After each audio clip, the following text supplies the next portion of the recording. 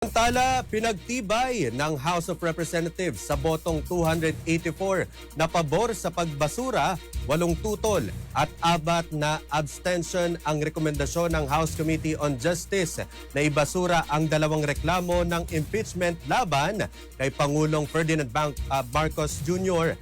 dahil sa kakulangan ng sapat na batayan. Inaprubahan ng plenaryo ang Committee Report number 111 at House Resolution number 746 na nagdedeklara na bagamat pasado sa forma ang mga reklamo, bigong makapasa ang mga ito sa sufficiency in substance. Tinukoy ng komite na walang sapat na basehan ang mga paratang sa 2 reklamo. Ang De Jesus complaint at ang Maza et al. Complaint kabilang mga issue sa foreign policy, droga, budget at katiwalian. Sa huli, iginiit ng Kamara na ang interes ng mamamayang Pilipino at ang umiiral na batas ang dapat manaig sa proseso ng impeachment.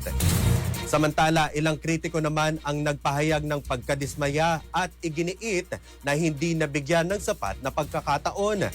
Sa kabila nito, nanatili namang hati ang opinyon ng taong bayan at ilang sektor hinggil sa naging desisyon ng Kamara.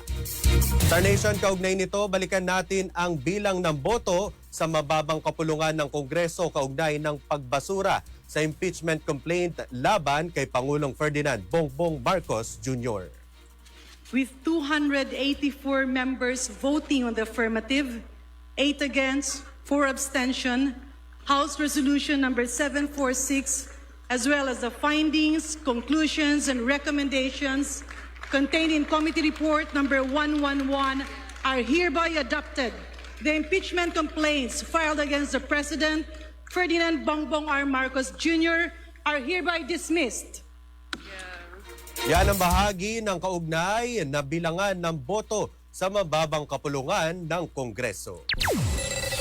Star FM News Connect.